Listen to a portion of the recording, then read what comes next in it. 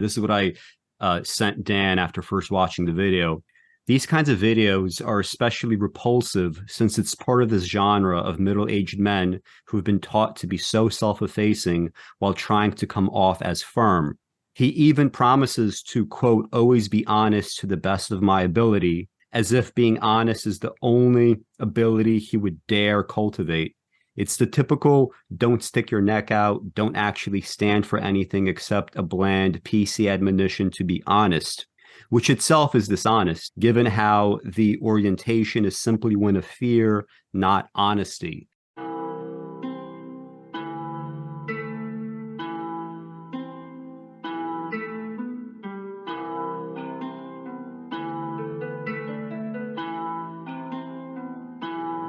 Oh my God.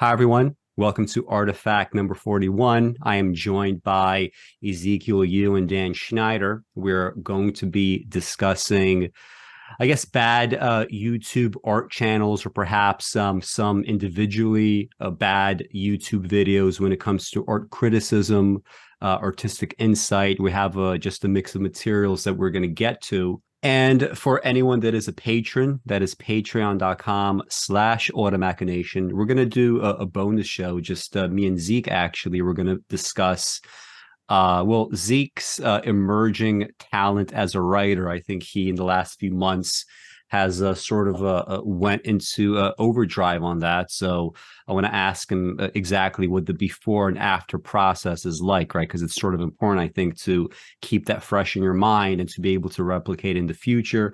We're going to also discuss a few of these videos that Dan, since he's going to have to go later, won't get to just yet, and some other topics, maybe some current events. So for the patrons, and that show is going to be honestly as long as this one.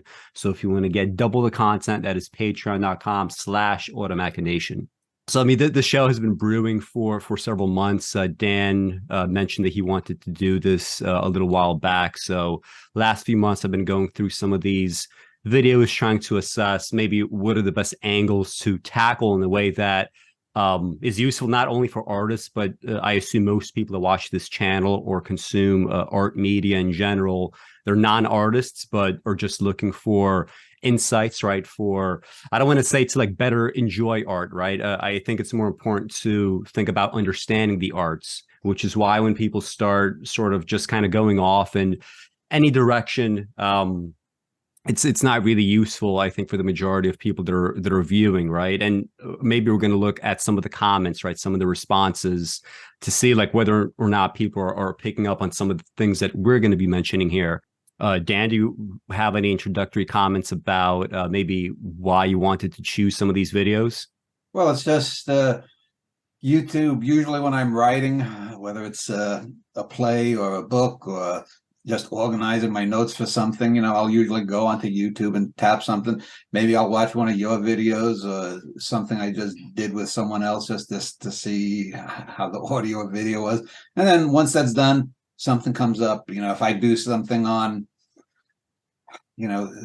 some topic, there's something related. And after 3 or 4 permutations, 3 or 4 videos, something comes up. And usually it's something related to the arts. And I've always just grown tired, though, of listening to a lot of these YouTube channels talking about the arts. They generally they use cliches in talking about the art, especially on YouTube. They use what I call the YouTube voice, where, notice how Leonardo used these brush strokes and captured the blush on her chin. Now, it's this art is not that art could be enjoyable, that art could be bawdy, art could be vivacious. Everything is, art is about this, and it's such bullshit. And most of these channels have really bad takes on things. So I sent you, I think, 7 or 8 links initially, with a couple of them where I had commented. I guess it links to my comment, and I got into a few arguments with a few people, and then you had a couple of things. I think Zeke might have sent one, and then I sent one a day or two ago the Steve Shives thing, which isn't really he's not really an art site. He's a reviewer of Star Trek and does mostly polemical left-wing liberal videos. And so, they talk about their views on art, and there's just a lot of bullshit that is easily debunked. And so that's the genesis. Yeah, I got to be honest. One of the reasons why it took a while to actually do the show is I really don't want to sit through these videos, right? I don't want to watch them. I don't want to look at these people's faces. I don't want to hear those little voices. And speaking of like the little voice and intonations, like one of the guys, he does that YouTube voice, but then one of the videos that we're going to assess, he actually has like a couple of other YouTubers on, and they are actually like in a discussion, and his voice is like totally normal, right? That affectation is not there anymore. That's the canvas guy. Yeah, the canvas guy. So anyway, it's funny. Zeke, how'd you feel going through this collection that was sent to you? Yeah, it was a pretty extensive collection. I probably, like anyone who's spent a lot of time on the internet and is interested in the arts and YouTube in particular, they've probably come across a lot of these video essay channels. We're probably not going to get to them, but people are probably familiar with someone like Nerd Writer or Every Frame of Painting. Like these channels are what sort of like, I might be wrong, but kind of birthed that trend on YouTube of the sort of like, the voice you were talking about, Dan, which is like parodied everywhere now. Like now video essays are such a thing. People are making fun of the video essays with video essays. But in terms of the art, they can never use too much of, like, if they're doing films, they can only do like 4.5 seconds. Exactly. And then they have, or like these Star Trek videos, you see the same thing. Yeah, after they do maybe like a 90-second thing, and it keeps winding and winding for 20, 30 minutes, however long the video essay. Yeah. Or cinematography, that channel. Yeah, I mean, just to echo what Dan said, like, there is a lot of emphasis on the sort of, and we'll see with the Steve Shives video on like subjectivity and the lack of objectivity in art, and the impossibility of objectivity. And you kind of see that repeated, even though that changes. And it's not to say that these channels can't have a good point every now and again, but it's usually muddled by that viewpoint. And what usually happens is they start off, the first 2 or 3 videos they do are pretty good. Yeah. But then they key into, this kind of video with that kind of approach, this is what works. And this is one of the major problems with YouTube overall, is it's always money driven. Yeah. They soon fall into these bad habits, and these bad habits generally are lazy thinking and just relying on the YouTube voice, the 4.5 second rewinds of all the 20 clips, 4.5 seconds, and over, and whatever little bit they might have had is just gone, because gotta feed the rhythm. Sure. Gotta get my 50,000 views in one day and get to 100,000 in a week. And the last thing I'll say related to that kind of is, like, YouTube is a social media site, right? People share videos, and a lot of these channels, like, they show their face and their name is attached to it. So a lot of it is about not only like driven by the sort of the need to monetize their channel and have it as their job, but like esteem and reputation, and that usually compels them to have sort of like these bland, middle of the road opinions, in which, like, so as to offend the least amount of people. Especially if you get into like promotions, like in video promotions, as well as like running ads on your own channel, right? There's a lot of stuff that you can't say. You always have to present a certain kind of image. But I mean, even so, like some of the kind of like face stuff that we're going to critique, I mean, like, even if you look at this channel, I experiment with different things, like with having a script where like my face is in there versus I'm just literally walking outside for an hour and there's no script, I'm just talking, versus totally abstracted, right? Recently, when I did that video on Robin DiAngelo, it's just literally an essay over imagery, right? And it's actually genuinely hard. Like if you want to put your face in something and you want to also have a script like these people do, it's always going to be very kind of synthetic feeling. Sure. So probably Now, abstracted is the best way. And let me just say that there's a couple of YouTube channels that do it quite well, and there are other YouTube channels too that fall into this habit. It's not just art sites. As far as falling into the habits, I was just watching. It came up before we were doing this, about a half hour before we started. I think I'd mentioned to you, Alex, there's a woman named Cecilia Blumdahl who lives in the Svalbard in Norway, and she does stuff on her living in Svalbard. But those, after the first year or two of her doing that, they became very repetitive, because it's like, well, how do you go to the bathroom on an island in the Arctic or something? And it's like she mistook the popularity of her site being about her rather than an exotic location. But I do want to mention two good arts web YouTube channels before we start, because they'll get lost if I don't say them. One, as a guy I interviewed a month and a half, 2 months ago, The Feral Historian. He's mostly on sci-fi stuff, and he does that walking. He walks. He's I think in North Dakota, and he walks through the woods, and he'll bring out a point. Most of his videos are 20 minutes or under, and usually they're 12 or 10 minutes or under. And he makes a point. He's got a little wry sense of humor. He actually reminds me in both looks and personality of Don Moss, the poet. And then another one I want to do is a channel called Jerome Weaselberry. And it's not a male, it's a female who just took a name because she doesn't want her name known. And she does reviews of movies and books and whatnot. She's just this, nerdy 30-something woman, kind of cute with glasses. And she does little 10 to 20-minute videos talking about a sci-fi movies from the 50s or a book she's read. And she's just looking in the camera and she gives her opinion. And, sometimes they're not the best takes, but it's actually, you can connect with her, and she's not doing the constant looping of stuff. She's not doing but she has a very high, oftentimes screechy voice. It's sort of the female equivalent of mine. It's not the most pleasant thing to listen to, but there's a forthrightness to her. She's not doing any formula, and she maybe gets 4,000 or 5,000 views for her stuff. So she's more popular than Alex's site right now in terms of the average thing. But she's been at that for 2 or 3 years, so she's sort of topped out. She because she hasn't been playing to the lowest common denominator. I'd also recommend a channel called Automachination. I hear it's pretty good. Automachination. Automachination. My bad. But wow. It's I don't know why I keep doing that. But I shouldn't critique people's pronunciations, right? But anyway, so let's get into it.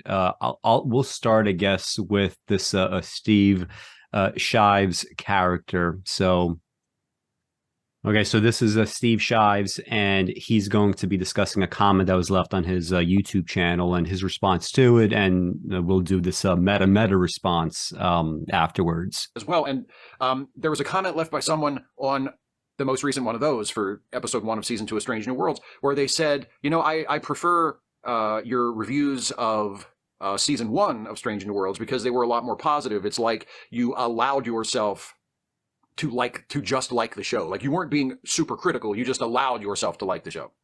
And I've been thinking about that for a couple of days since I first saw the comment. And I want to make it clear, I'm not trying to go after the person who left this comment. I don't think it was meant in bad faith or bad taste or to try to be argumentative or offensive or anything. Thank you. I can't remember who you are right now who left that comment, but thank you for the comment and thank you for your thoughts and your observations. But I just want to make it clear. First of all, yes, I was extremely positive about Strange New World season 1. I didn't review those with Jason. I reviewed those more traditionally, where I would watch the episode and then write a review and record like a pre-scripted review of it. I was very, very high on Strange New World season 1. I thought it was fantastic. And, I didn't give a bad review to any of the 10 episodes of season 1, but that's not because I was letting myself enjoy it. It's not because I was approaching it uncritically. When I'm functioning as a critic, when I'm reviewing something, I am always approaching it critically, whether I like it or whether I don't. The reason why I gave very positive reviews. Alex, can I just ask? Do you have this at that 1.25 speed? Because he seems very hyperkinetic, more so than. Yeah. Well, yeah, it's playing at 1.25x. Okay. But I mean, even so far here, right? So thus far, right? This is something that Dan Schneider's often argued, right? When you're discussing the arts, don't use phrases like or dislike, since like or dislike is just, it's just expressing nothing more than a personal preference. It's also expressing maybe how you personally might feel about something, right? We're talking about perhaps emotionalism and whatnot.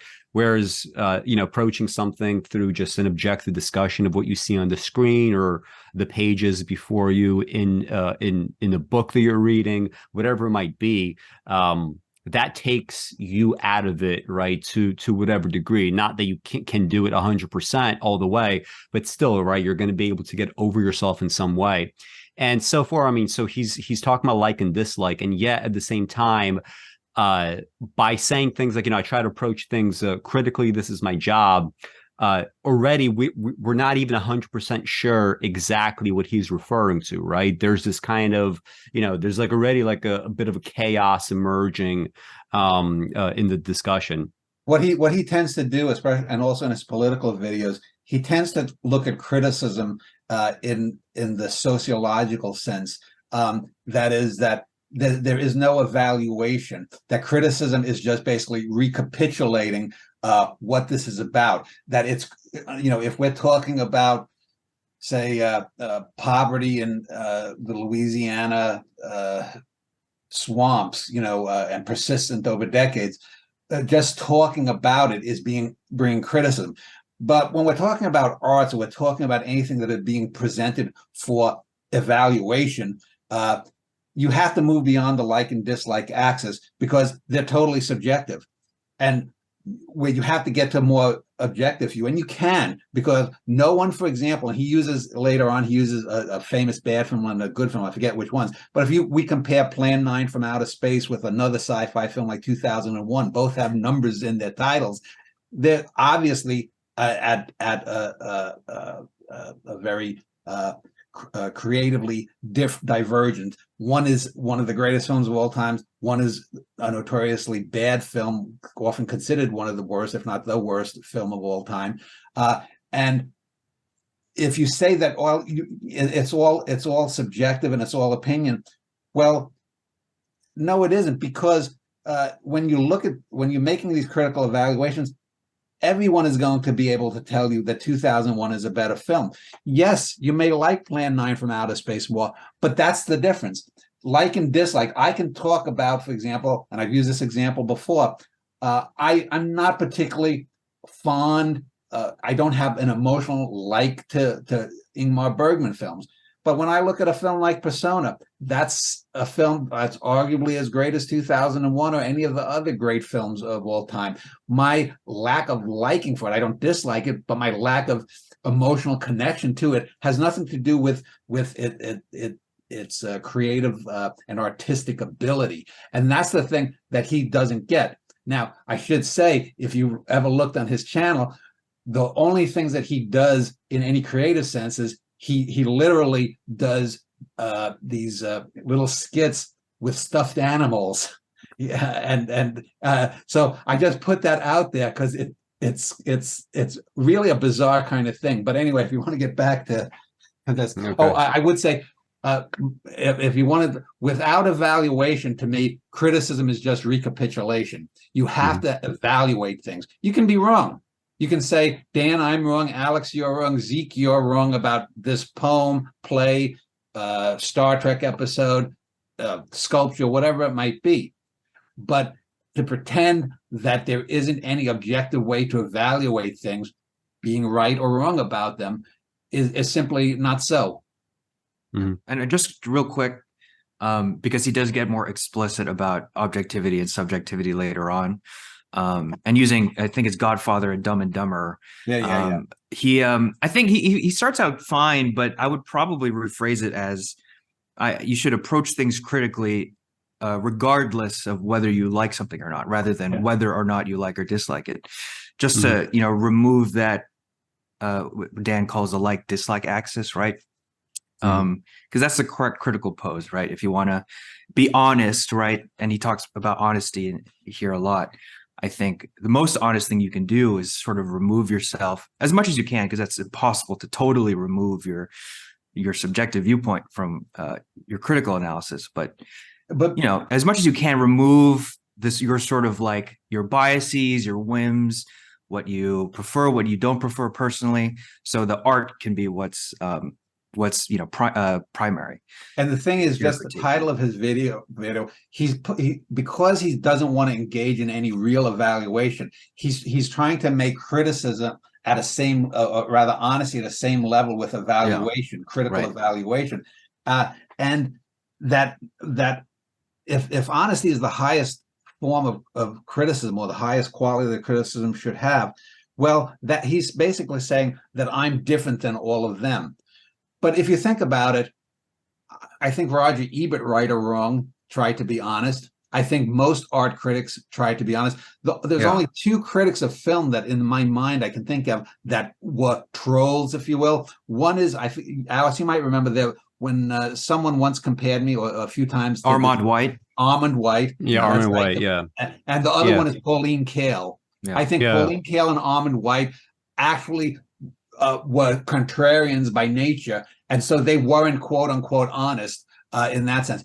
But if I went through, whether it's online Rotten Tomatoes critics, whether I went to Roger Ebert or Siskel or the people who wrote for the New York Times or the Atlantic Monthly, I'm going to say that there's 99.8% of critics have always been giving their honest critical reactions to it, whether it's intellectual or emotional. So by doing this, by saying honest is, and I'm an honest guy, he's actually, he's doing the King Kong thing, pounding his chest over something that everyone does. Yeah. Hopefully we haven't already responded entirely to the video before we watched it, but let's just... 10 episodes of Strange New Worlds, and in a few cases, like extremely positive reviews. Like, this is one of the best Star Trek episodes in, 20 or 30 years type positive reviews, is because that's what I really thought.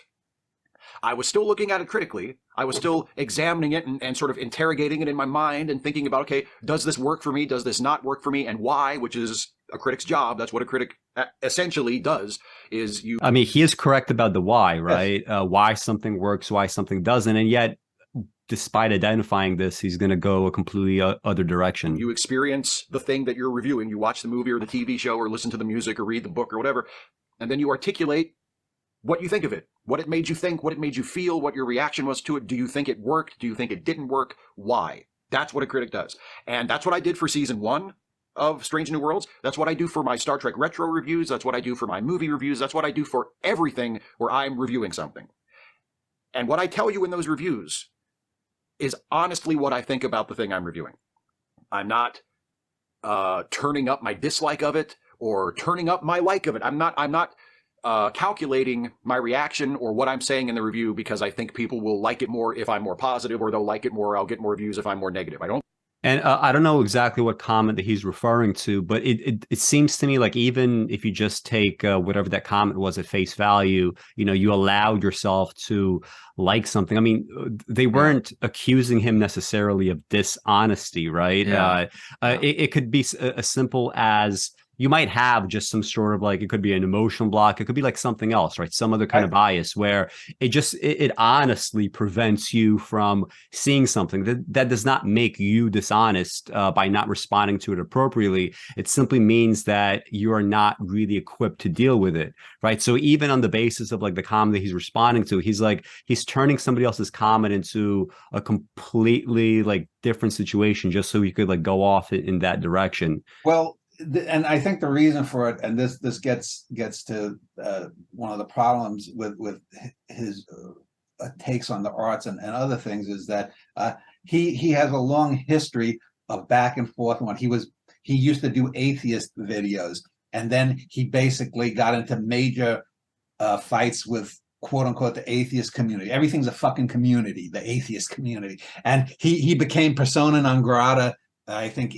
amongst the atheists. And then there was a thing where, like I said, he did political videos, and he he got into some arguments. Some people, maybe it was the atheist or someone else, because he's so radically off to the left with his views, especially on things like gender and whatnot, that he got excommunicated from there.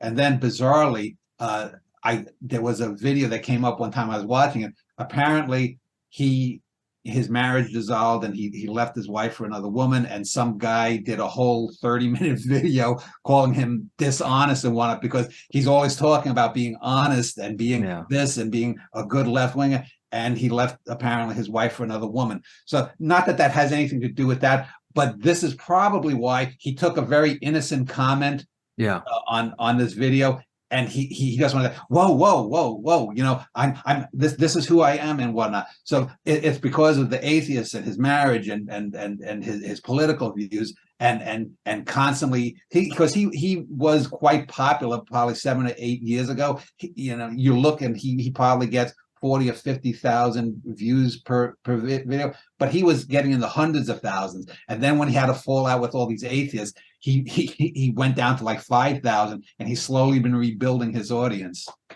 Yeah, and I mean, honestly, that's probably better for him, right? In the sense that, I mean, I'm sure the reason why he had a falling out with the atheist community is because, you know, like back in the day, the atheist community was along the lines of, okay, I'm Sam Harris. I'm going to tell you all the reasons why Christianity is a cult, why it's evil, blah, blah, blah. And by the way, guys, why don't you join this new cult called the War on Terror? Let's all support this, right? So I'm sure there was like some sort of dynamic like that. That and the gender stuff, the anti-Islamic thing. He actually has done videos ripping into Sam Harris and whatnot. So. Mm-hmm. Yeah. So not that I'm defending Sam Harris, I think he's an asshole too, but don't do that. I've never done that. It is absolutely fatal to a critic who wants to be taken seriously and wants their opinions to be treated with respect to ever do that. And Jason is the same way. Jason and I have co-hosted a movie review podcast for years and years and years now, Late Seating, where we review movies together. And Jason is the same way. When Jason gives something a positive review, that's because that's what he really thinks. When Jason gives something a negative review, that's because that's what he really thinks. So Jason was more negative on the new episode of Strange New Worlds than I was. I gave it kind of a mixed review. I wasn't super thrilled about it, but I didn't hate it. But Jason was a lot more negative than I was. And that's because that's what he actually thought. We watched the episode and that was his reaction. And the reaction I shared in the video was my sincere reaction. And I mean, it's like all about, it's a 14-minute video or so, but it's all about himself so far, right? He just keeps talking about himself, Honesty, right? That's sincerity. I'm good. Well, I don't know if he says it yet, but at some point in the video, he says, I rated, I haven't watched any of these Star Trek shows, by the way, so I don't know if they're good or bad, but he says New Worlds is good. It's probably the best Star Trek since the original Star Trek. Very good.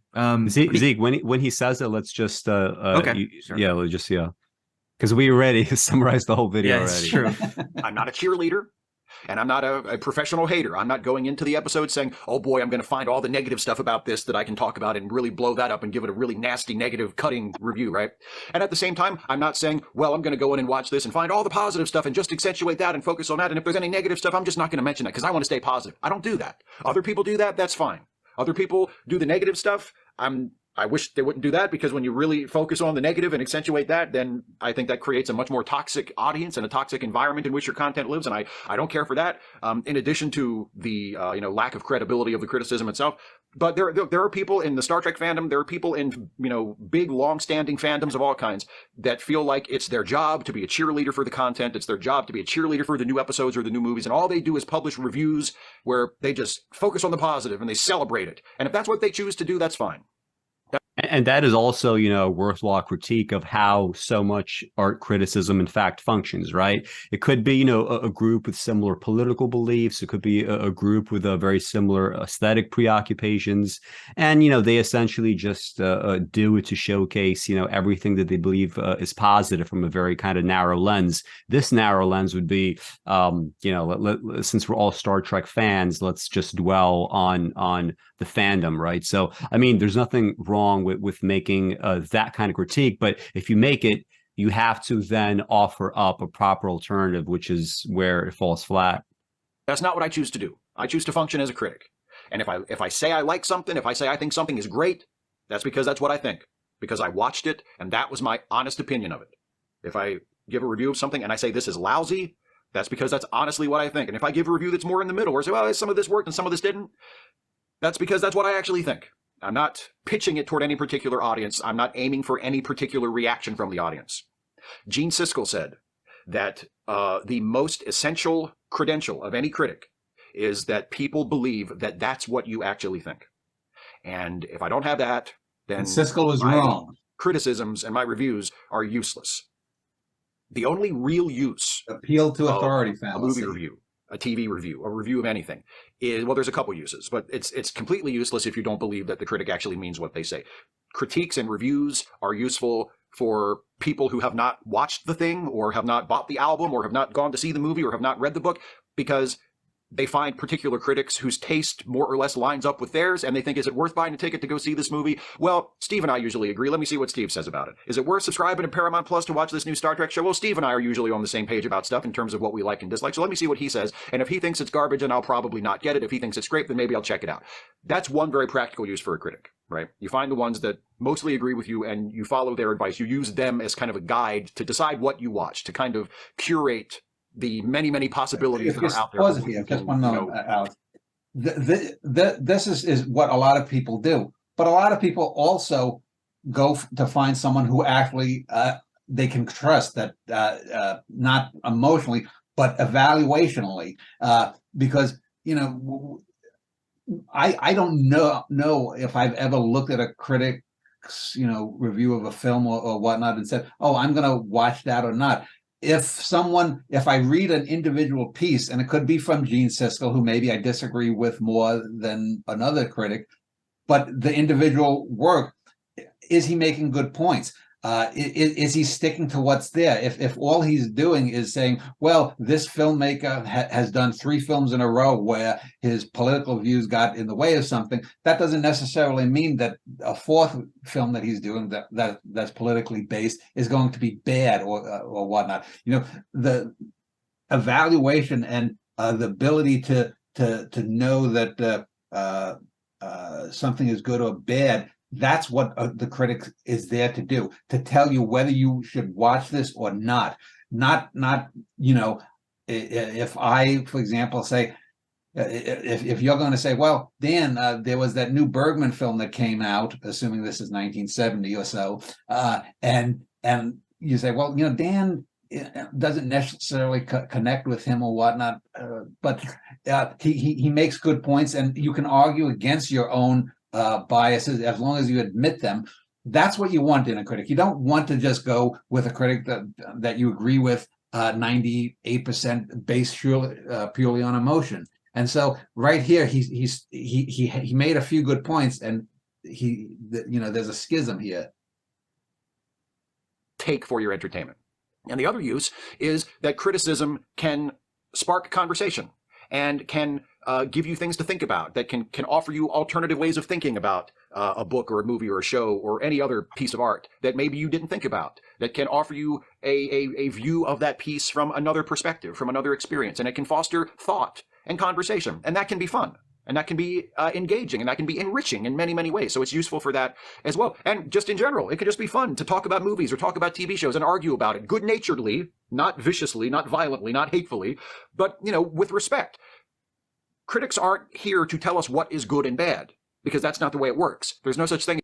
And, it's odd because he started this section of the video by saying, I'll talk to various people, and if he thinks something is trash, if he thinks something is garbage, right, maybe I'm not going to take a look at it since we have similar tastes. And he goes, and if you call something trash or garbage, that seems to me like you're making, at the very least, something which sounds like an objective assessment, right? It's not that it's a garbage to you, and yet it's actually like somewhere else. It's a great work of art, or better yet, it's garbage to me. It's great to you, and yet there's actually this middle ground where it's totally unknowable anyway. He wants the cake and eat it too. He wants to be able to say that I'm honest, and I want to connect with the reader or the viewer here because of my honesty. But he uses these words, as you pointed out, that are about critical evaluation. So he's trying to sort of, he may not be doing, he's probably not doing this consciously, but he's peppering in these more objective terms, and yet he's still trying to stay marshmallowy and emotional and honest. Mm-hmm. Is an objectively good movie and an objectively bad movie.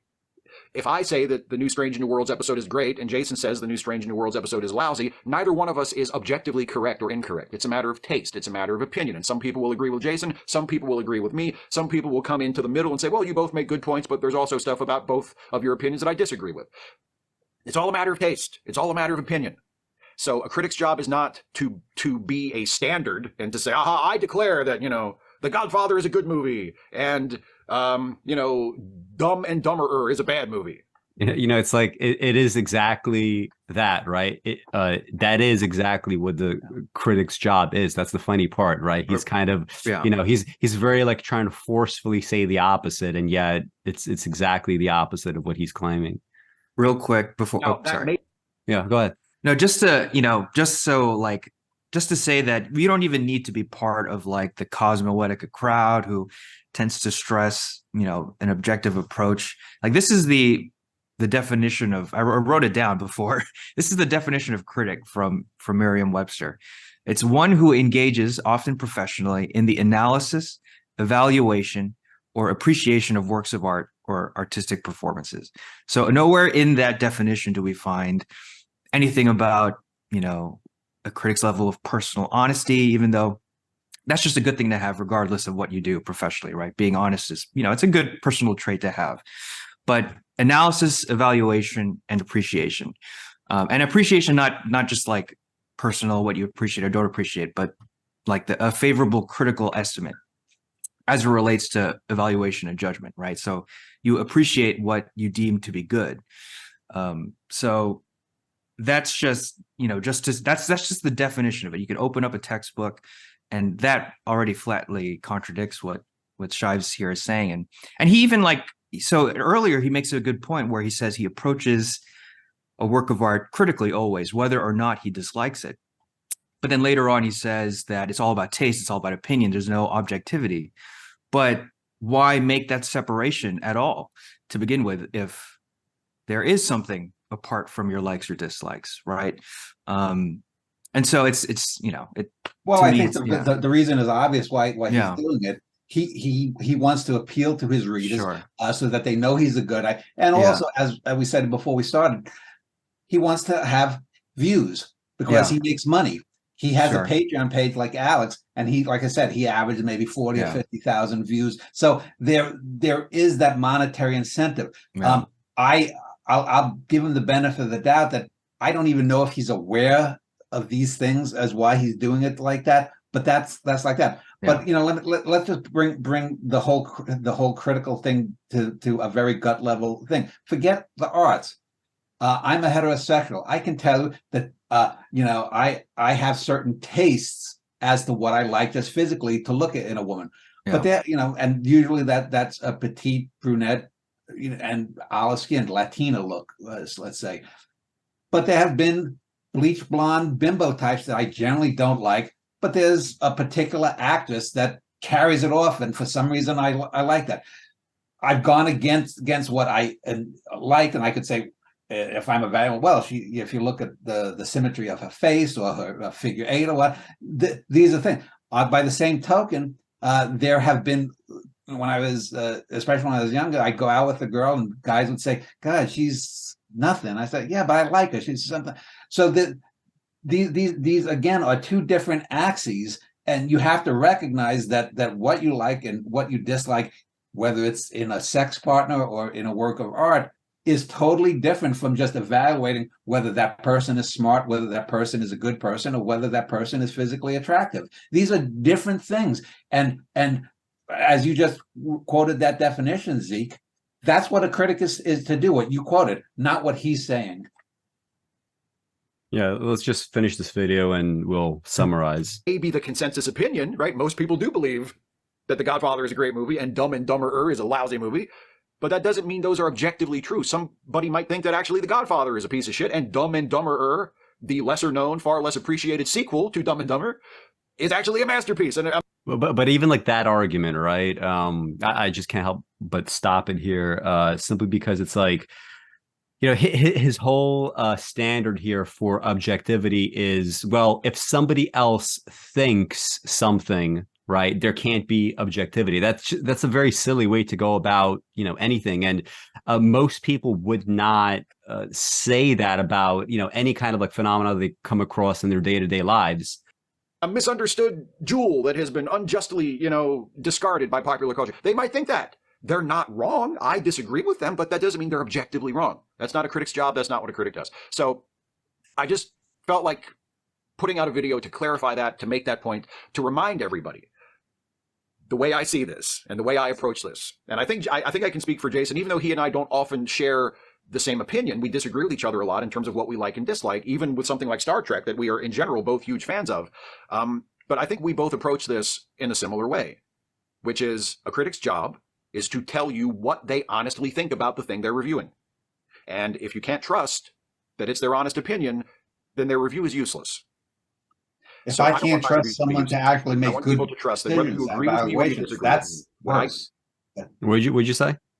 If I can't trust the critic to be able to evaluate things, that's the bedrock of criticism. That's far. I don't care what, you know, this whole video, and I think I sent it to you when it came in again in my feed. This whole video is just basically, I wouldn't call it a mea culpa, but it's a me video. I'm good. I'm not like everyone else the other videos that you watch.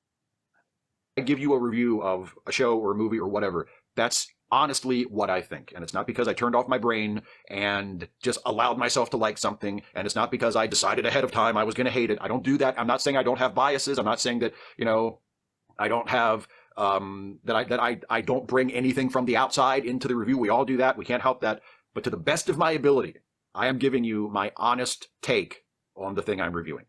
And just because I give it a positive review, that doesn't mean I was not being critical. And just because I give it a negative review, that doesn't mean I was being hypercritical and I refuse to see any of the good parts. Okay? So anyway. When Dan sent this video a few days ago, we were just like talking back and forth, an email, and he said, this message of mine, I should read verbatim on the show. So I'm going to do that. This is what I sent Dan after first watching the video. These kinds of videos are especially repulsive since it's part of this genre of middle-aged men who have been taught to be so self-effacing while trying to come off as firm. He even promises to, quote, always be honest to the best of my ability, as if being honest is the only ability he would dare cultivate. It's the typical don't stick your neck out, don't actually stand for anything except a bland PC admonition to be honest, which itself is dishonest, given how the orientation is simply one of fear, not honesty.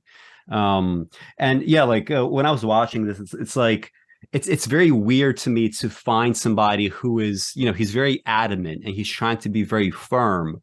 And yet the thing that he's adamant and firm about is the insistence that you shouldn't actually really stand on anything as an objective claim, right? You shouldn't really put yourself out there as having an opinion that is like, you know, an intelligent opinion that is easily defensible and more defensible than some other set of opinions, right? That are not as well articulated or not really well thought out, right? I mean, it's true that everybody has different opinions, but what we ought to be interested in is just seeing how, you know, what does that articulation looks like, right? Like you're always going to have to deal with the difference of opinion, but in the end, it's really about who's able to really stand on it in a way that makes sense. And I'm just noticing it's not only just the arts, but it's kind of everywhere in life, right? This kind of idea that, you know, like there's something about men, right? Like people love seeing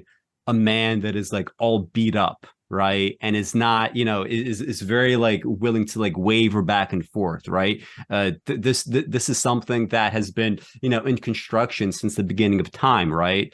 Society tends to not like those that sort of stand on what they say and are not going to hide behind like, okay, well, if you disagree, that's fine, right? We just have a difference of opinion, right? To really stand on something, to put your neck out, to take the punishment, right? To take the consequences for believing something. There's a reason why, just historically, you could just see as a tendency, as a biological tendency, this is something that gets repressed. And he's just kind of like going along with it, right? He's really taking the easy way out. And, it's not as if that there's nothing to say for honesty in a critic, but it really is like the bare minimum, right? I mean, like, because like Dan said, if you're not honest, you are essentially a troll. The reason why the dishonesty of a Pauline Kael as a film critic or an Armin White as a film critic, the reason why their dishonesty is so bad is because when you read their reviews, you can never actually know what they're going to say, right?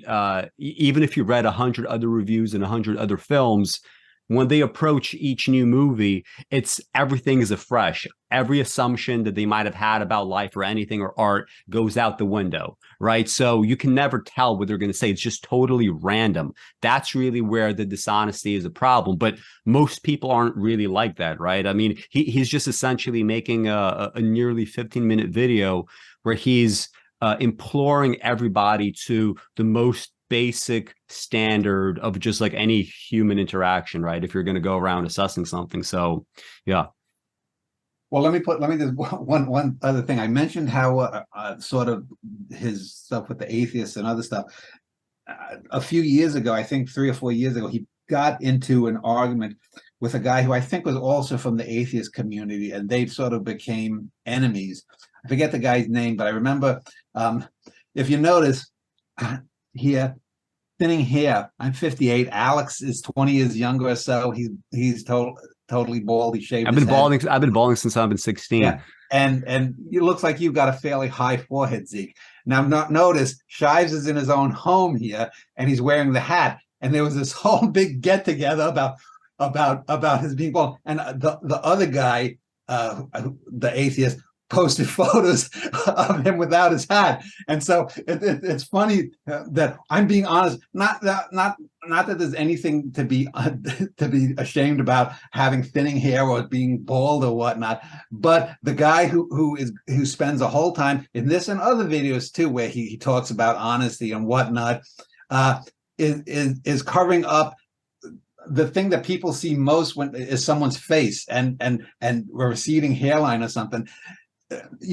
This is what emotion does. It means I'm going to be wearing the same cap in every video inside my home. It's actually, most people consider it fairly rude to wear a hat inside one's home. Once you take it off and you put it down or on the coat rack or whatever. So I just find it's just so emblematic of the whole thing of this need to be honest because I'm a good person thing. Is everything in a hat? Is everything? Yeah, everything looks like it's a hat. So there's a hat here. Oh yeah, there's a hat there. It's hat. And like I said, a former friend of his turned enemy in the atheist community. Oh, he's not wearing a hat here. Posted videos of yeah. This reminds me of if you guys ever heard of Tim Pool, who's just like this beanie, Mr. Beanie Man. Yeah, he wears just a beanie because he's been balding. I'm guessing like me since he was a teenager. But he's like, he's so insecure about it that he even starts like doing this thing where he's like, oh, if I take off my beanie, people are gonna recognize me in the street and kill me. Right? That's literally what he does. Anyway, yeah. I've heard. I assume we're done with the Shives video. Yeah. Just to close, a few things. One, what was I going to say? I think, I don't know if you can agree with this, Alex, but probably because he does a lot of political commentary, it might be a more like a particular anxiety for these people to not come across as like a grifter or a bad faith actor. And so that's why the appeal to honesty is so strong in that video. But last thing, like, I think we'll probably see this borne out across all the other videos too. When he does sort of he does like a caricature of what objectivity is, and he like mimes like some objective critic saying, I'm the standard, like this is what's right, this is what's good. Although that's not what we mean when we're talking about objectivity, right? I think a lot of this appeal to subjectivity and what Shives is saying is sort of a reaction against a mistaken assumption of what it means to be objective when you're assessing art, right? It's not like to make yourself the standard, but it's to hold yourself to a higher standard of what is good and what is bad or what's in between, regardless of what you might like or dislike about it. So it's not like, you know what I mean? And doing it like in a progressive fashion, right? In the sense that you're always working towards being, more objective than your last critique, right? Exactly, if I ever like think, for example, that there's a work of art that I thought more highly or like less of, and then I mean, like over time, like for instance, like I remember when I was younger and I was first introduced to Walt Whitman, I just could not get into Walt Whitman because at the time, like I was reading more kind of like outright, like poetic stuff, like John Donne or whatever, trying to understand that, Wallace Stevens. So when I read Walt Whitman, a lot of it just struck me as just very prosaic, but it took me years to change that. And I mean, like, it's like an aspirational thing, right? You're going to change your mind, but you want to be working not towards like some aesthetic disposition or some sort of like thing with taste, but like just getting closer and closer to objective judgment, which would allow you to have an objective judgment on things that are all kinds of different styles, all kinds of different media, right? So it's supposed to be a slow process, but it's like this whole thing where you're condemning even that aspirational, I'm going to try, right? It's almost like when you listen to people like that, he's telling you, do not try. Like, it's almost as if he's trying to like, like a crab in a bucket. He's trying to pull you back in. Like, don't you dare, come out and try to do better for yourself, or don't you dare, say that you could do this and that. You should be just like I am. Well, the thing too with all of these people, and like I said, Shives isn't really the arts. That video is just an outlier. But someone like this fellow that we're looking at from the canvas, if you admit that there is objectivity in evaluation, then God forbid you can be wrong. Now, for me, I forget when you contacted me, Zeke, but it's probably only 4 or 5 years ago. Back in like 17 or 18. I did a video, what was it, on the Monty Hall problem thing, Alex? Yeah. I don't remember. And this is a little conundrum that's always been. But anyway, I did a video about it, and Alex and fellow Keith said I was wrong. And after going through permutations, I did a follow-up video a couple of months later where I said I was wrong. You're never going to get that from people like this, because being wrong this is something they can't bring. So if something is subjective, everyone is equal. If I as a critic have spent 20 years evaluating whatever it might be, films or art or sculpture or whatever, I risk being wrong if there is a substrate that for objectivity. But if everything is subjective, I can't ever be wrong. Everything's good, and we go skipping off to do daisy chaining. So I don't know. I am going to play this at 1.25. Maybe I should play it at the regular speed, simply because, well, maybe at the beginning. Okay, at the beginning we'll play it at regular let's speed. just hear his YouTube voice. Yeah, because this is there's a performative aspect here that we're going to talk about. So this is the Canvas channel. Just look at how serious he looks. God damn, this stuff is fucking important. One of the questions I get the most is, how do I analyze art? How do I appreciate art for myself? And I've always had a difficulty answering that question because, first, I don't think there's only one way to look at art, and second, I don't think you should rely on me to tell you how. However, I will answer the question here, and because I want to demonstrate the variety of ways you can look at and engage with art, I contacted some other YouTubers who analyze, appreciate, and break down art. I hope that after this video, you will feel inspired to look at art and find the most enjoyable and compelling way for you to analyze it. Now, let me just ask you, if someone came up to talk to you like this in real life, would you be put off about it? There's a certain kind of creepiness to that. I could imagine he, I'll assume he's heterosexual just for the purposes of this. I don't know if he's gay or not, and it doesn't matter. But imagine he went up to some woman on a date, and after having a nice conversation, he was talking like this, and he said that she invited him back to his place, and he was like, how do you want me to pleasure you? Should I use my tongue as I spread your labia apart? I don't have to do it. But if you want, it's so affected. It's so, you want to just smack them upside the head.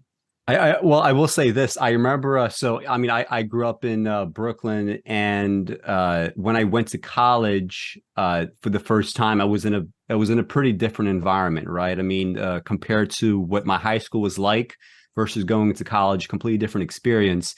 And I remember one of the first things that I noticed just interacting with like the staff and maybe to some degree even some of the students, but this was primarily like people that were like, professors or whatever. They would do this all the time, right? This kind of affectation, or they would have these sort of things that I didn't know were like, maybe you can't call them catchphrases, but they're like ways to sort of like subtly de-escalate a situation, even if there's no actual escalation. It's just kind of like to be as inoffensive as possible. They might use certain words, or they would have certain tics in speech. I can't even like think of any off the top of my head, but I remember hearing that for the first time, thinking like, do they think that they have to talk this way? Like, do they feel like this is like some sort of compulsion to be in this like professional setting? So I remember that being extremely jarring, and a lot of it was like that. And I remember thinking like, this is nothing like the people that I knew growing up, right? And quickly I realized it was all an affect, right? But definitely, like it is off-putting. I mean, it's kind of cringe. I will say a lot of these channels are these sort of like relatively young people who, think, oh, I'm interested in the arts. I'm passionate about the arts. Let me put myself in front of a camera and just sort of like, tell the world what I feel. But I think there is something, when you put yourself on screen, there's automatically a performative aspect to it. So again, these are just young people who decide for themselves, I'm going to put myself on the internet. And I think it's clear that they haven't really trained themselves how to appear natural and comfortable on screen. And so they have this sort of like affected thing, which is easily seen through. I mean, like if I were to start a channel and I'm, performing some scripted thing about my thoughts, I probably wouldn't appear super comfortable, but like it's just so proliferated everywhere now that everyone is just, the people parody this sort of the like measure sort of like kind of hushed YouTube voice in which, they sort of like softly lecture you through this or that. But yeah, I mean, it's annoying, but you guys have already said enough about it. So let's do 1.25 now, since this is going to get into the interviews. It can be daunting to analyze art, but by the end of this video, I hope to give you the confidence to do it and grow from it.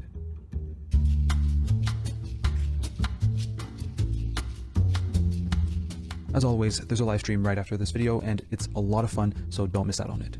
Oh, and there's also a Canvas Discord server, check it out in the description. The first question I want to tackle is looking at art difficult? And here are the answers I got. You know what I would say, like, if you want to know how to look at art, go and stand in a gallery for an hour, because people know how to do it. It's an instinct. We know how to look at art, or, the best thing to do is go around Paris for the day, and when it's a school day, and look at the kids and how they look at art, and they know how to look at art. We all know how to look at art, but we pretend we don't, it's, people make such a big fuss. Sometimes I think it took you longer to write, if you need to explain art, then it's not art on my channel, than it does to Google something about, it's like, it's not that difficult. Art is less difficult than you think. So what do you guys think about that? I mean, it's to me, it's like one of those things where, you start off making some correct observations, and then you kind of like go off in the wrong direction.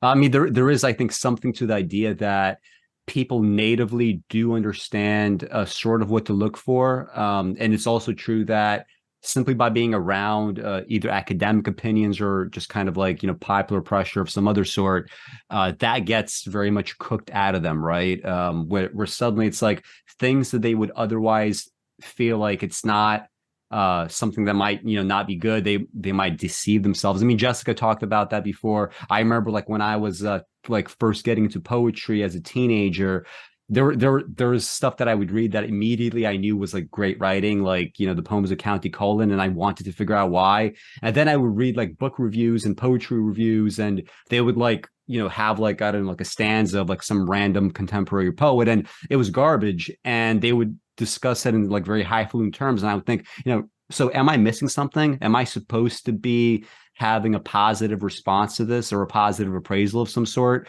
So I do think there's something to the idea that people natively are probably better at it than maybe like the wider social fabric would allow, right? Because the wider social fabric, I just mean the sort of the art world as a business, right? They want there to be this mystique. They want there to be, something that cannot be penetrated. Because if it cannot be penetrated, they could continue, milking that cow, right? And asking everybody to come to them for an appropriate appraisal. But that final comment about, art is actually easy. I wouldn't call appraisal easy. I think it's easier than society might generally allow, but that's, very far from calling it easy. It's not easy. It's part of the whole thing that everyone can be an artist if they really try. 10,000 hours and stuff. It's all bullshit. And I've seen that British guy. I don't know that there's a more Sayendi guy, but it's these guys. I don't even, if you listen to the way they talk, and I'll assume that they're both artists, at least I think the canvas guy is a painter himself. It doesn't give me a good prospect. No. I think my gut answer, my hot take answer, is that it's hard. That it's something I spend a lot of time doing. It's something I work at, and engaging with the ideas. I give myself discipline. I mean, we both do, right? We set ourselves deadlines and we try to learn the thing in time to speak articulately about it. Yeah, I do find it hard, to give myself I don't know how to explain this, but the discipline that we have to teach ourselves how to do this and to look at art and to keep on practicing and to build up that visual vocabulary. It takes time. It sometimes takes reading boring books.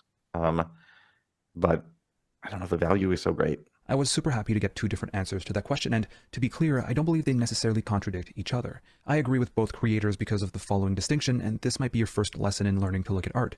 To put it simply, there are aesthetics and cognition. You may disagree with this distinction, but I think it can help reconcile both of the perspectives I showed. There's a pleasure and a value in looking at art for what it looks like. There's also a pleasure and a value in looking at art with its context, its ideas, and its thought-provoking questions. And he actually slants, it seems in the channel, much more towards this kind of sociological interpretation. But I mean, even this distinction, right? When people use the word aesthetics, I'm not half the time, at this point, because I just Dan, he started his, anti-dislike crusade many years ago. I've been on an don't use the word aesthetics crusade for a while, but it's not catching on. Because I mean, to me, when I think of aesthetics, right, specifically aesthetics in philosophy, we are just talking about literally physical responses to the arts, right? We're talking about pleasure or a lack of pleasure. We're talking about maybe how colors might make you feel. We're talking about, I like these about beauty. Yeah, beauty is another thing. Yeah, is something about beauty is a quality. Beauty is not what anything is about. Beauty is incidental. There's a beautiful flower. There's a beautiful bird. There's a beautiful woman. There's a beautiful painting. Yeah, and even the word beauty itself, I mean, it's so I try not to use that phrase for describing artworks, but there are some situations where it just feels like it's appropriate. For instance, if you watch the Killing of the Chinese Bookie, I think that's a beautiful film, and yet scene by scene, it's not what generally people would call beautiful, right? So. But, in another respect, right, if you're talking about human beauty, right, there is obviously an objective quality there, right? You could make some assessments in terms of facial symmetry or whatever, right? Granted, a lot of that is pseudoscience, but a lot of it isn't. So, it's one of those things where people use phrases, but they don't really spend enough time. They don't dwell on the actual definitions. They don't really talk about the true distinctions in the way that they should. So to me his aesthetics and cognition is just bullshit. Go back. When I talk about art and I said evaluation, you look at art, there's really two components to evaluate it, whether you're planning to write something or create the art, or you're evaluating the art critically. And that's ideation and execution. What is it about? and then how well did you do that? For example, one of the things that strikes a lot of people, I'll give you an example of an artist who's great ideator but terrible execution. Philip K. Dick. He was a guy who came up with a lot of gimmicks for his stories. His ideas were interesting. They had some philosophical depth. His execution was totally lousy. He had no ability to create character. He didn't know how to realistically talk about these ideas philosophically. So he missed. He got point one, but the execution was lousy. There are other people who have some good ideas, and you can see that. Or they may not have good ideas, but they can craft well. They can execute well, but there's nothing there. I've seen painters, for example, who are very skilled and they can do this and that, and they're good with perspective. They're good with the placing characters, shading, chiaroscuro, or whatever it might be. But there's nothing deeper there the way there is in, say, a Dali painting, Salvador Dali or Picasso or Magritte or whoever it might be. There are people who are very good technically with poetry, but they don't have that Wallace Stevens like ideation or Hart Crane ideation, but they're pretty good. Delamere, Walter Delamere. That's the guy. You look at Walter Delamere, his, I don't even get into meter, but poetic meter I destroyed many times before. But his stuff is mellifluous. His stuff is gorgeous in terms of sound, but there's nothing there. It's an odorless fart intellectually. So those are the different kinds. So when he's talking about aesthetics, we're getting to the subjective, the beauty. We don't want to deal with things. Why, for example, would art be any different than any other human endeavor? Art, you can evaluate it good. You can evaluate whether the house is well built or not. There are architects. Who's the famous guy with Falling Waters? It's a beautiful home, but it's lousily built.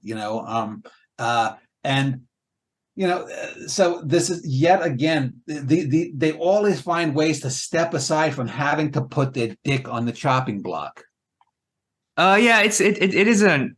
I mean, he sort of says, like, you can disagree with it, but it is an unhelpful binary, I feel, because, I mean, it seems to, I mean, that's sort of the binary that gets set up by these two people that he's interviewing anyway, but it seems to set up the idea that there's art, you can only either be sort of like in front of an art and let it just sort of hit you as like a wave of sensation and you don't cogitate at all about it, and that's how you appreciate it, or like you come to a painting or so. And this is a lot about visual art, which I'm not as experienced in. And then you have an education in it and you can understand context and meaning and all that. But I mean, I think that assumes that aesthetics of a painting, like color or figuration, can't have its own context or loaded baggage to it or a history. And so I think, again, like, it's kind of a boring answer, but I think the real answer is somewhere in the middle, right? You allow yourself to be sensitive to the visual aspects like color and shape and how a painter is, tracing this particular line or this shade. And you understand that there's always a history, there's a tradition of art and how it changes and how one artist might execute a particular aesthetic decision better than another, right? So that's what I have to say about it. If Ethan were here, I'm sure I shared this video with Ethan, actually. He couldn't stomach it. So, and based on what you said, there's actually going to be something a little later in the video that we should touch upon. An artwork can have only one of these two aspects, or it can have both. I'd argue that we can use instincts to appreciate a work of art for its aesthetics, for how it looks, and how it can grasp us emotionally. However, the difficulty of looking at a work of art can come in understanding its message, ideas, or concept through its context. Personally, I find more pleasure in looking at art through its context and by understanding its ideas, as I find that to be the most challenging and allows potentially for more growth. Can you be wrong when looking at a work of art?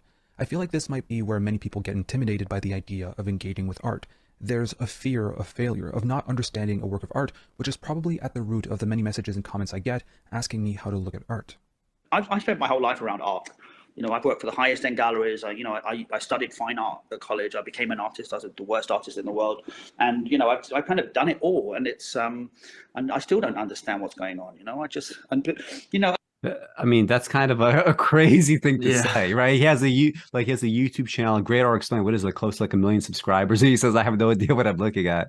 That's a problem. I mean, that's the thing. Like, and they're turning But I that get into plenty of poon, Alex. I get poon. like, think about it. They're turning that into like a fucking, like, you know, like it's something noble about it, right? Like, I have all these subscribers. I'm putting out all these messages. I don't really know what I'm looking at, but it's okay because we're all in it together. I'm the only one getting the money.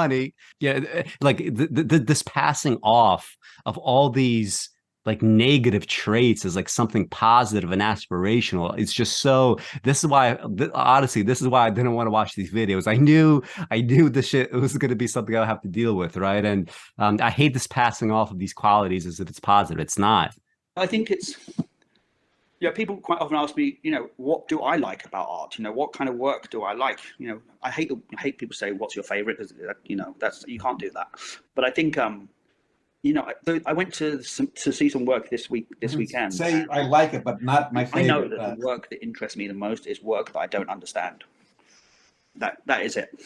If I don't understand what's going on, like when people scratch their heads and say, you know, what is this? You know, what is Jackson Pollock's like? That's a really good thing. It's really good to not understand. You know, it's okay. And he doesn't even explain, right? Maybe there was something more to it, and this other guy cut it off. But he doesn't explain, like, okay, why is it good to not understand and just leave it at that? Or why? Or that abstract expressionism could be bullshit. Yeah. All right. But that's the thing. Like, if you're trying to like maximize an audience, or a lot of this just, it does really go down to, you know, expanding. And you have to get everybody in, you know, like you have to say that everything is equally worthy in some regards, right? I mean, a lot of people are huge fans of Jackson Pollock. That's just a fact, right? So given that's the case, they don't want to necessarily, because that's the thing. Like, if you do start to isolate yourself in that way, very often what happens instead as a compensation is, okay, if you're going to start saying negative things about, you know, abstract expressionism, you also now have to go to, I don't know, like right-wing politics as well, right? Because it seems like all the right-wingers, for their own, you know, totally, you know, compulsive reasons, they hate, you know, one form of art versus another, but they can't quite explain why, right? And when they do start explaining the stuff that they're into, it's not necessarily any better, right? If you look at some like right wingers, like there's like a bunch of like right wing Twitter accounts for like the arts,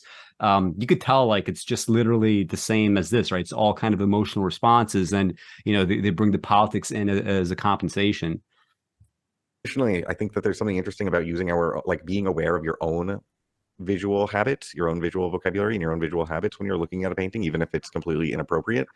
There's a Botticelli painting that is of the Annunciation, and if you don't know, like, if you don't have the Christian iconography in your head, and you don't know that that's Gabriel telling Mary that she's pregnant, but you know college football really well, then it looks like Gabriel is doing the Heisman pose and is like threatening to tackle Mary, who's like a little bit scared and is pulling back a little bit.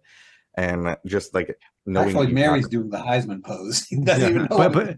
But it's like, why would, even if you're really into football, that's all you know, why would you ever do, like, that's the thing, like he's literally like, on the one hand, it's kind of like, okay, we're going to be so expansive and politically correct, and we're going to get as many people as we can, you know, under, you know, this umbrella and into this audience. But at the same time, they're treating, you know, like the beer drinking football guy as a fucking noble savage, right? That he's not going to be able to conceptualize art, you know, outside of this limited world. Like, why would this is the thing, a human being wouldn't do that, right? Even if you are just all about one thing. But here's the thing, to go back to the Botticelli painting, let's say that you just came from Alpha Centauri and you're an alien and you're looking at that and you say, well, it looks like a two-dimensional representation of the animals that dominate this planet. The one has wings. We don't know what that is. The other seems to be a female. It looks like some kind of mating courtship. and you know, maybe those people write in their equivalents of art magazines about the art that they found on Earth. Well, that would be a legitimate interpretation, because there's no way, for example, I mean, you know, languages don't survive, for example. In 10,000 years of nuclear waste disposals, they've tried to get pictures that say danger, danger, danger for people in 10,000 years, so that they don't go digging in, you know, after maybe a great pandemic wipes out most people.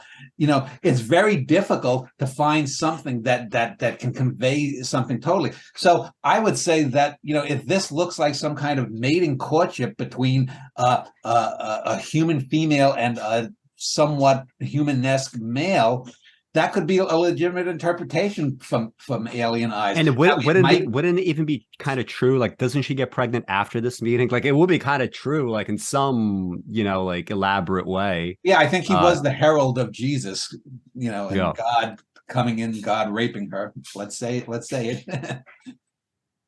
Yeah, just to echo, like, you don't even have to be an alien. You can just be a regular person, and you probably are familiar. You may not have grown up in church, but you probably know what an angel is. You're probably familiar with, you know, maybe somewhat tangentially with the story of Mary. And you can still look at this painting and appreciate things about it without the sort of the context of art history or Christian tradition.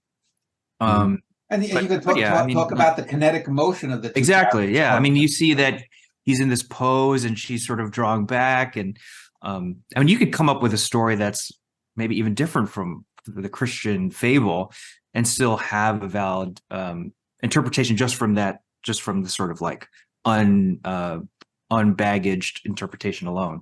But yeah, I mean, yeah, it'll be a long video, so I don't want to talk too much. Pulling back a little bit, and just like knowing that you've got that Heisman Trophy vocabulary in your head, and that impacts the way that you're seeing that image. That is part of the referendum on how we see, and it's part of our visual vocabulary, and it's our visual vocabulary interacting with Botticelli's. And there's like an interesting conversation we have there. You're not discovering any secrets of that painting, but it becomes like, you know, what about, like, how is it socially so ingrained in our visual habits that we see this thing in a completely inappropriate space? The reason why people are intimidated by like art analysis or art interpretation or art engagement, I feel like it's because they might be afraid of being wrong in a way, or not having that visual culture. That's true. I just said that. But what you're saying is, even if you're looking at the enunciation through football, you know, American football, like there's still a value in there, because it might not say that much about the enunciation in itself, but it's saying something about you and the way you're looking at art, and that in itself is a form of engagement. So yeah, that's the thing. Like this total fixation on if I could just make it somehow about me, well, you know, at least that's something, and it's not something, right? It really, really isn't. It's the opposite of something, right? You're just totally expanding yourself past the point of it being in any way appropriate. I think if I'm extrapolating, that's also like interpret artworks as you wish, and do you know, and try to find value in those interpretations, whatever those interpretations may be, right? And look at how normal he sounds, just kind of like just talking, you know, regularly. You know, granted, maybe he has like a little bit of that affect creeping in, but yeah. No, I think that's exactly what I'm trying to say is, find value in being aware, like, because so many of our biases come from the way that we look at things uncritically, and we just like have our visual habits, and we have our biases, and we're going to see things in places that aren't necessarily there. And the more that you can look at art and become aware of like how you see, and be more intentional with the way that you see, and like the way that you can learn about yourself through looking at art, I think is really valuable. So I think so long as you're building authentic relationships with the world through the symbols that art gives you, like you're winning. Like, you're not wrong. You're doing it right. So what we got so far is that you can look at art through its context, or perhaps more instinctively, and that it's okay and even good to not understand an artwork. And even if you take a shot at an analysis and you're wrong, that analysis and that engagement with the work of art in itself has value, because it can lead you to be critical about your way of seeing. To look at works of art, you simply need to do it. James Payne from Great Art Explains says to look at art and let your instincts carry you through the experience. I mean, and he's correct about that. This is generally how you begin, right? You begin by sort of like catering to an instinct, and you end by honing your instinct through experience. But the only way to do that, right? I feel like the problem with this video is they might begin with this kind of like idea of the instinct, and yet they never go past that into actually honing it, right? Based on having some kind of program in mind, right, of doing something. Well, bad art and bad criticism serve only one good purpose, and that's to show what not to do. That really is it. And you have to be able to say, we don't do that. We don't make painting, this painting is bad because it's whatever it might be, whether we're talking about angles or chiaroscuro, or it has a kitsch element that shouldn't be there, whatever it might be. But that's the only thing that it really serves. And he doesn't state that. He says everything up to that point, that bad art and bad criticism, the only good thing about them is what not to do. Mm-hmm. James Earl from Emosiendi says to practice, and with time, this practice will help you develop a visual language and an eye for art. So you're not afraid of looking at art anymore. That's great. You're ready to go to your closest museum and do what exactly? James from Emosiendi compared the museum to a church in the sense that the context in itself gives value to the artworks inside the establishment. I think a museum is a great way to initiate yourself to art because just through the fact that artworks are framed and hung in a prestigious building, this leads you to give more importance and therefore encourages you to engage more with these artworks. So I asked our creators, how do they look at art in a museum or gallery? I think for me, I'm like, wasn't it a gallery though, it wouldn't have value. That's what was that? If it wasn't in a museum or a highfalutin gallery, it wouldn't have value. That's implicit in what he just stated, and he doesn't even recognize it. So it's what appeals to me visually. So I would quite often say to people that if you get a group of 50 people together, then more often than not, they will gravitate towards the great art. More often than not, and there's a reason for that. It's sometimes it's visual, sometimes it's color, lots of different reasons. But I think for me, I approach it as I think most people do, from a visual angle first of all. I would say that, and then well, he didn't even, that's the thing, like, so I can sort of understand what he's saying in the sense that, well, I mean, there's a few things. First of all, if you're in a museum, especially if you're like in a museum like the Metropolitan Museum of Art, which is primarily older paintings, right? Time has passed, right? So they have already been sort of picked by posterity, which means that on average, you know, a painting in the Metropolitan Museum of Art is going to be most likely better than some, you know, random painting you might find in, you know, a contemporary gallery from like, you know, artists of the last 5 years, right? Because we didn't have the benefit of time. Right. So there's that element to it. But he also didn't even examine like they would gravitate towards great art. OK, which means what? And he said, you know, the colors are like, but what exactly are we talking about? And like a lot of these, the very important terms don't actually get defined. And if they are defined, you know, such as like the cognition versus aesthetics thing, like they don't dwell long enough to even explain, you know, all the caveats and everything else they have to throw in any kind of discussion like this, right? It's like, you know, we have to push this through over the course of 26 minutes and 45 seconds. And, you know, that's just not going to be sufficient. Implicit in what the British guy is saying is that context helps art. That if it's in a prestigious building, if it's really well lit, that was going to bias people to think it must be good. Something's wrong with me. Jessica talks about this all the time about how her with writing or whatnot, she would go to a teacher might feature something and Jessica would be like, well, this is clearly bad, and this is making me question myself in the negative way because something might obviously be bad. I remember over the years I've gotten many emails from people where they'll send a poem, you know, they'll send 7 or 8 poems, and here and there one will say, oh, and it might be bad, or the one might be good, or what, there might be one good out of 6 poems. And someone will say, you know, that poem that I sent you was actually written by famous poet so-and-so. And sometimes I've known that, other times I haven't, because, you know, I don't know every poem. But I'd say, yeah, but I wrote you and said what didn't work about this poem. It doesn't matter whether this was written by W.B. Yeats or by you. It's not a good poem. They're trying to trip me up, you know, to score some point. But it's like, it doesn't matter. This guy, though, he thinks that putting it in a prestigious building, featuring an artwork, if it's there, it must be good. This is the same mentality that the Salonistas back in this 19th century France had, that somehow art builds upon itself. I've had people. There was one guy, I remember, I actually put the poem on. I forget, one of the British idiots that was about a decade ago. He finally wrote a poem. I unknowingly helped him here or there, and he thought, "Oh, now I'm in the club." I'm saying, because you wrote a good poem doesn't mean that you're a good poet or a great poet. It means you wrote one good poem. It doesn't work like that. It's not like, oh, you passed the bar, now you're a lawyer. Mm-hmm. Yeah, and I mean, like, that's the thing about writing about like art in general.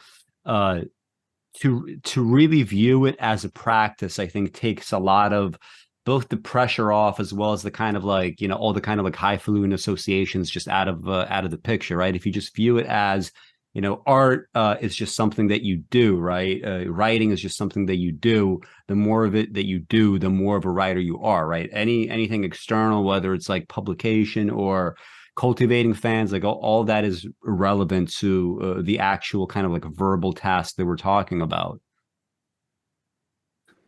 You know, does it affect me emotionally is very important to me as well, as to what reaction I get. And by emotional, I don't mean that in a good sense. It can be anger as well. I quite often get angry about art. And I think that's a good thing. It's good to get angry about art or have any kind of emotion, really. So indifference is the worst thing you can have in art, I think. The next thing I look at is the label. So I love labels in galleries. And I find it just, one thing is the date.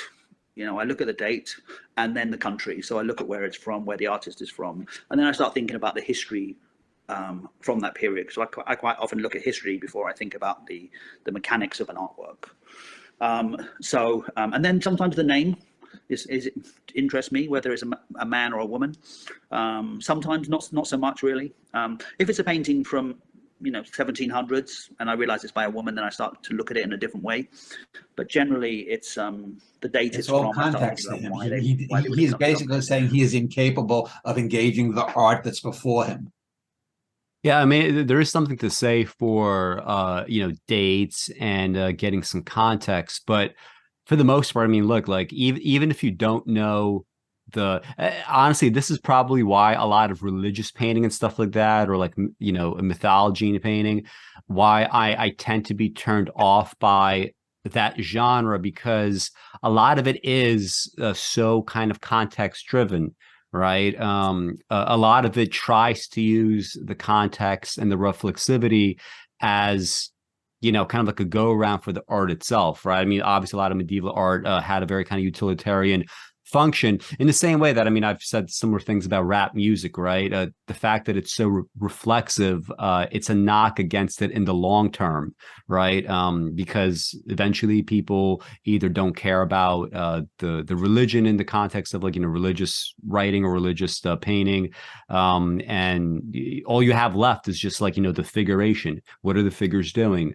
What you know, is there like some appropriate tension in the fingers? You know, the reason why something like Sistine Chapel, some of those, you know, I don't think every one of those like images in the Sistine Chapel is great or anything, but, you know, the core one of Adam being touched by God, that's a great image. Specific, you don't have to really know anything at all. You don't need context to really make that sort of determination. Some of the best Michelangelo sculptures, right? You don't even need to know the context to understand why it works so well. So context, you know, it's useful in many respects. And, you know, there is, like, I do think there is some level of subjectivity in the arts that, you know, when it's all said and done and we get kind of like the, you know, kind of like a synthesis of maybe everything that we're talking about, maybe centuries down the line, I think there's going to definitely be some role for subjectivity in the arts, but it's definitely not of the kind that people are pushing for now, right? So it's when people talk about everything being all subjective. That's the problem. In an objective universe, you can have subjective things. In a subjective universe, you can have objective things. But if you're saying that everything is subjective, well, that's patently false. There isn't. If there's one objective fact, it objectifies a whole subjective universe because there's things to measure it against. Because if you have that one subjective thing, we can say, oh, that's a mile away, or that one thing has a certain level of brightness. Then we've got three objective things, and things expand out from there. Oh, how long has that objective thing been there? Oh, 3 eons. The whole thing. The thing people don't understand that when I talk about you can have an objective, that doesn't mean I'm saying that everything is objective. As if I compare.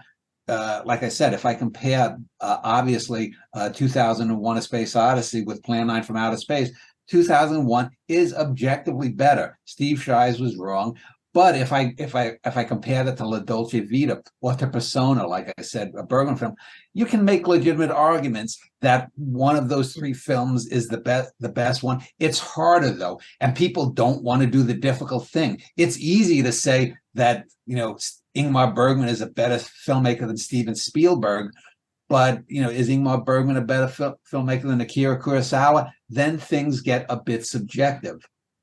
It's easy for us to say, but it wouldn't be easy for the vast majority of people would say like, oh, they're both equally great, right?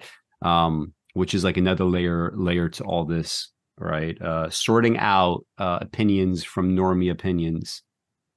And I think those are the first two things I do. They're the first important things, is whether it hits me straight away, and whether and what I think the history surrounding it is.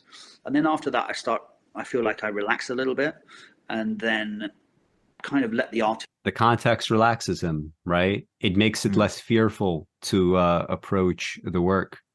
Just lead me around the painting. Can we like? I mean, this is another. We're only 11 or 12, almost 12 minutes into. All right, just. Is there anything really here that we need to go over more? Some of the I don't know. Didn't you send me this link? No, I did. Oh, you did. Okay. Yeah. Somebody sent. I mean, it was just I think it's just more to the point of the constant appeals to emotional responses over anything that could be objective.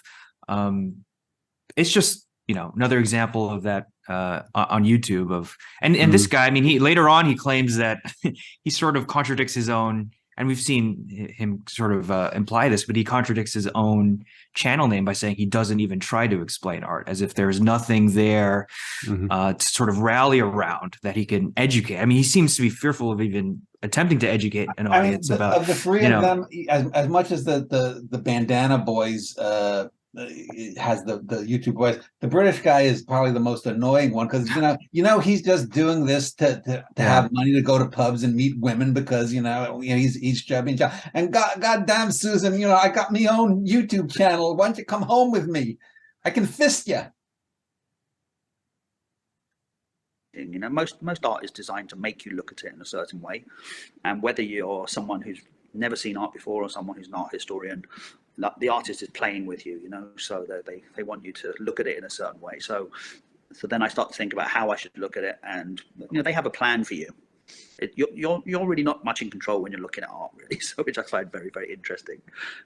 I think that is a decent observation, right? Artists, especially good artists, they do have a plan for you. And granted, there is wiggle room in this plan. You are supposed to bring yourself into it to some degree, your experiences. I mean, like we said earlier, right? Every time Dan says like, "Oh, I didn't think about this before," right? That's supposed to happen with good art, right? So there's nothing wrong with that insight. And then I start thinking about how scale affects me. Scale is really important to me as well. Big giant work like Jericho compared to tiny little pieces affect you in different ways, and it's how I need to stand when I look at that. Those are the other things. And then I start getting up close, what techniques are being used. The technical stuff is always the last bit for me. It's always unless it's an artist like Cézanne, where I'm really looking at brushstrokes mean a lot to me, in that sense. So are the brushstrokes smooth? Are they rough? Is there a reason for this? Are they visible? Did the artist want you to see the brushstrokes or not want you to see them? Because artists know what they're doing. And like on some level, I mean, so I can understand what he's saying. Like, I'm affected differently by paintings of like a large scale, but really the thing that you're supposed to see in that situation as well. If an artist has small portraits and then he has like a huge painting that takes up, I don't know, like 100 feet or whatever it might be, that just speaks to the diversity of talent, right? Different kinds of strengths, different kinds of abilities. This is really what, contributes to the greatness of art or an artist. It's not what he's kind of implying that, oh, maybe for some paintings, I need to like stand on a chair, right? Or I need to sort of, get a magnet. That's not really, and it's kind of telling that he says the technicals is what's at the very end. It shouldn't like, you shouldn't be one of those like technical freaks where, you try to create greatness by virtue purely of technicality, because that doesn't work. But still, like it needs to be a bit more centered than what he's implying here. Is there anything else in this video worth watching? Because I don't see this. We're just going to be going back and forth. There are other videos that I think bring up other points. I mean, Zeke, what else is there here? I mean, we know. No, I mean, yeah, we can move on. I mean, I guess I would just say, just to close, he brings up like indifference is the worst thing you can be to a work of art, and sure, like, if you are interested in the arts and you're passionate about arts, you do want to bring that passion to the fore. But I think thinking about objectivity and resisting all these appeals to emotion, it's when you come to a work of art, it's not so much indifference that you want to bring. It's that separation of willing to look that this work of art is doing something that I have to sacrifice whatever I might feel appeals to me more, what I might feel I like more, in order to understand that there's something at work here that I need to figure out that's beyond what I, am compelled by my whims to feel. And so it's not indifference, but it's sort of a coolness that you want to be, a coolness that you want to have when you're observing art, so that it's not overwhelmed by you, essentially. So even though, you're part of it and all that. So, I feel like they're just going to say more. And this video does come across as like, oh, if you're like a total novice, like, just don't be afraid, just put yourself out there, go look at art. And that's really the only thing they say about, they don't really get into specifics about technique, which I wish they did, but I actually stopped taking notes around this part when I was watching it. So maybe we could move on to, do you want to do the Banksy one from this guy? That's the one that you sent, right, Dan? I hate the feeling of being trapped in a paradox. For instance, the more you tell yourself to fall asleep, the harder it gets. The more you tell someone who's agitated to calm down, the more agitated they get. The more I tell you to not think of a blue dog, the more you think of a blue dog. These paradoxes can become traps when you don't know how to get out of them. It can feel extremely uncomfortable when you're stuck in one of them. It can be terrible to not be able to sleep at night, but what if one of these paradoxes prevent you from being who you are? What if they prevent you from being the artist you want to be? Kurt Cobain was a prominent victim of this paradox, and this trap has claimed yet another victim, Banksy. I'm going to read you a lengthy quote from Mark Fisher's Capitalist Realism on Kurt Cobain. Well, just right here, I just looked up the definition of paradox. None of those three things he mentioned are paradoxes. Yeah. I mean, a paradox, and this is from online, Merriam-Webster. A seemingly absurd or self-contradictory statement or proposition that, when investigated or explained, may prove to be well-founded or true. So I tell you, don't think of a cow, and you think of a cow. There's really no investigation there that you need to do. Yeah. I mean, we understand why. Like, you literally said the word cow. So it's going to be in your brain. His premise of why to get into it is totally false. Not that it has any real bearing on what comes afterward, but just listening to him, I thought to myself, let me look up, maybe it's like definition numbers 17A, but no. But it's not one of those things where it's like, with YouTube, you have to, keep it snappy, keep it moving. We're 52 seconds in. He has like a series of paradoxes that he presented, according to him, right? Then he connects it to the arts more broadly. Then he starts getting to Kurt Cobain. And then before we even hit the 1 minute mark, he's pulling out a book called Capitalist Realism. And that's the just, reason is he's trying to show, see, I'm smart. I've talked often about negative capability, the John Keats idea of bringing disparate things together, that once you bring them together, they don't seem so disparate. He's trying to do that. but immediately what he's set up is false. So he starts with a false premise, and so his attempt to try to sound wise or whatnot falls flat on his face.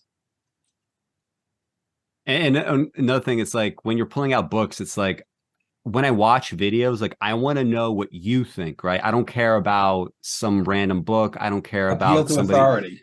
Yeah, exactly. Or do you have anything interesting to say, right? Because that's another thing. Like even if it's an appeal to an authority where the authority is actually saying something that's sensible, for the most part, right? I'm looking for people that maybe have like novel insights themselves. So I promise. Capitalism seamlessly occupies the horizons of the thinkable. Frederick Jameson used to report in horror about the ways that capitalism has seeped into the very unconscious. Now the fact that capitalism has colonized the dreaming life of the population is so taken for granted that it is no longer worthy of comment. Witness, for instance, the establishment of settled alternative or independent cultural zones, which endlessly repeat older gestures of rebellion and contestation as if for the first time. Alternative and independent don't designate something outside the mainstream culture, rather, they are styles, in fact, the dominant styles within the mainstream. No one embodied and struggled with this deadlock more than Kurt Cobain and Nirvana. The way that he describes kind of like how, resistance to a culture looks like, that's literally how it always is. I mean, that's just kind of like the process of change and synthesis. And like even like the ironic thing here is just how this quote is supposed to be talking about, this phenomenon of like everything being essentially kind of like, I guess, subsumed under, I guess the rubric of capitalism and perhaps some other things. And yet, he's kind of like describing something that's even like pre-capitalism, right? We're talking about a kind of like long term of how human beings tend to behave, and it itself is being passed off as an insight, as something new, as if for the first time, right? And he's not able to comment on that. And when this deadlock, the language he's using. Yes, Kurt Cobain was a modern day Atlas. In his dreadful lassitude and objectless rage, Cobain seemed to give wearied voice to the despondency of the generation that had come after history, whose every move was anticipated, tracked, bought, and sold before it had even happened. Cobain knew that he was just another piece of spectacle, that nothing runs better on MTV than a protest against MTV, knew that his every move was a cliche scripted in advance, knew that even realizing it is a cliche. Here, even success meant failure, since to succeed would only mean that you were the new meat on which the system could feed. And I don't know to what extent it's just kind of like his own words or how much of this is just like continuation of the quotations. But there's nothing obviously that prevented Kurt Cobain from doing something different if he had so desired, right? It's true that you are taken by things like MTV. At the same time, like one thing that gets me about so many people is like, especially when people have like a pretty big audience, wouldn't you want to like start doing your own thing and sort of like lead these people wherever you want to lead them, irrespective of like anything that someone else might think? Because like it's one thing if you have to like build up an audience, but once it's already there, you could literally do whatever you want. They're going to follow you. So Cobain's angst was commodified. It became a product. So the more he expressed his angst, even if it was targeted at his own commodification, the more value he gave to that commodity. If he was pissed at MTV, that anger was going to be milked by MTV itself. There's no way he could escape it. Even Cobain's very suicide added value to his commodification. Now, let's talk about Banksy. His rage, or at least his indignation, is not objectless like Cobain's. Banksy has targeted war, authoritarianism, capitalism, the bourgeoisie, greed, and, more apropos for this video, the art market. This last sentiment is best expressed in a quote by art critic Robert Hughes, shared by Banksy. But the price of a work of art is now part of its function. Its new job is to sit on the wall and get more expensive. Instead of being the common property of humankind the way a book is, art becomes the particular property of somebody who can afford it. Do you guys want to talk about that? Well, I was just looking at my original comment underneath and arguing with someone. If I can, let me just read my first comment. I won't read anything else here, but it's like yours here, because I wrote, and this was back 8 months ago. I'm not a fan of capitalism, but this is a very bad taste. One, neither Cobain nor Banksy were great artists. It's interesting that not a single qualitative comment, much less judgment, was uttered in this video. You spoke about the art as commodity and art without once speaking of the thing that is the coin of exchange in art over the eons, quality. Two, hence you, meaning Bandana Boy, hence you are a commoditizer. Three, you fail to acknowledge that both of them chose to be commodities. It was not thrust on them. They were not trapped. They leapt inside the game to play it. Cobain's mental ills and addictions proved it was a bad mood for him, but he chose to be a rock star. He chose to marry a rock star. He chose to throw his angst and domestic abuse out into the world to commoditize it. And no one in the art world takes Banksy seriously as an artist. He is an embodiment of Warhol 2.0. He chooses to play his outrage, even though he is immensely benefited by it with little artistic quality given back to society. Even more than Cobain, he is part of the problem, a sellout who pretends he's not a sellout. He's like David Foster Wallace was to the MFA writing mafia. And now, and look how you present this take, and with all the other ones, you use a wholly generic YouTube perfected vocal style. And I go on about that, but yeah, this was one of the obviously bad takes here, and there's many on his channel, but this was one of the worst. Wait, so you think that Banksy is not taken seriously by the art world? Because I mean, to me, saying Andy Warhol 2.0, I feel like generically, if you just ask people now what they think about Andy Warhol, they're like, oh yeah, that was a great important artist. Yeah, no one in the art world who I should say who knows anything takes him seriously. Oh yeah, they take him seriously in terms of capital, but you know he's not. Who's the guy from New York who is the well-known graffiti artist, the black fellow who died in the 80s? Yeah, Basquiat. Yeah. You know, if we are talking about like, you know, they're taken seriously specifically because of, you know, the kind of like monetary value that they produce, like on the wall. He's critiquing this, but he's not actually offering an alternative. Yeah. He's not actually like discussing Banksy. He's not actually discussing Andy Warhol. He's not actually discussing the work of Kurt Cobain. And this, to me, it's like, it's one of these things where they try to be respectful, like in these kinds of, I guess, like, you know, by organizing their thoughts about the artist in such a way. And yet, to me, it's like total disrespect that the work itself is just never actually analyzed. I mean, if you are an artist, like that's the number one thing that you want people to do, right? Much more than, you know, getting money, much more than anything, right? You want a society to somehow be affected by what you're doing, right? You want to have a positive effect. And if there aren't people to discuss the work itself, I mean, the art market turns a work of art into a commodity, a rare commodity, which can make it a very good investment in the right circumstances. To some, that's a good thing. To others, it's a tragedy. Art, in many ways, is now appreciated not for its power, its beauty, or its challenging nature, but for its value and for its ability to generate more wealth for its owner. Think of Banksy's Central Park kiosk, where he hired a man to present spray art priced at $60. The artworks didn't get much attention. People weren't drawn to them, at least not enough to purchase them. However, had anybody known these were Banksy works, the kiosk would have been empty in a matter of seconds.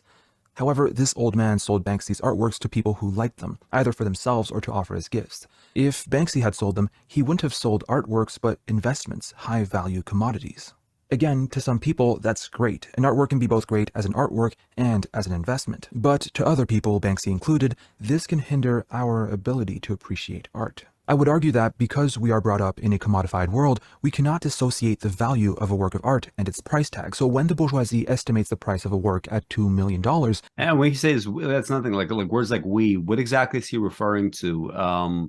Like he himself can't do it? Is he talking about like a social tendency? When he says cannot, like, is that like definitively cannot, or are we just talking about a tendency in society, you know? It's just like a lot of like sloppy language. Like this, I mean, I could keep going on and on about the language, but there is a ton of sloppy language in a lot of these, you know, art first channels. And I mean, it's not actually too different from many other things. Like if you look at how like science people, how they communicate, that tends to be a problem. Like very recently, there was this row between Robert Kennedy Jr. and some, like doctor, like who's like talking about vaccination publicly, who refuses to debate. And it's like, why? Like, is it really because like verbally, like a scientists and even artists or even like writers themselves, very often when it comes to actual discussion, they don't really cultivate that ability. It's hard to not have that impair our judgment. However, that $2 million price tag is not about the work of art in itself. It's about how much this work can be worth in the future and how much you as a buyer can gain from it. And this is extremely harmful for artists, either the ones who are beginning or the ones who don't plan on having an international career. The art market promotes the idea of investing in art, of spending with the idea of reselling for a higher price.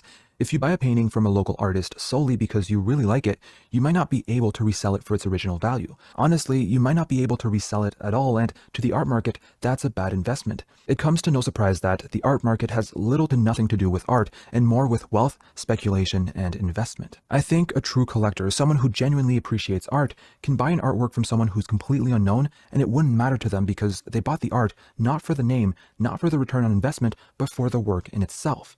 If you buy a work of art to later profit from it, no matter what they tell you, you're not buying a work of art. You're placing money on a nice looking investment. So I started this video by talking about how both Cobain and Banksy were stuck in the same trap. But what is this trap exactly? Banksy's greatest anti-art market stunt was, without a doubt, his shredding of the girl with balloon. In a nutshell, if you haven't heard about it, this work of art destroyed itself after being sold at auction. Banksy protested against the art market by destroying his work of art after it was sold. If you ask me, it's an incredible idea, but just like with Kurt Cobain, it would just add value to the commodity. When Cobain protested against MTV, he empowered MTV. When Banksy protests against the art market, he empowers the art market. This is the trap. No matter how much you protest the thing you hate, your protest won't only be unsuccessful, but detrimental to your goal. As Fisher wrote, here even success meant failure, since to succeed would only mean that you were the new meat on which the system could feed. Banksy is immensely successful, and if Banksy is the new meat on which the system can feed, Banksy is a feast. And I mean, like, talking about all this, like, it makes me wonder, is the implication that non-commodified art is going to be necessarily better? Because, it perhaps is going to be more diverse, right? More places for art to come from, but it being, better or worse is not necessarily, very clear to me, right? It's just going to be different. And, stuff like, Banksy shredding the artwork as a protest.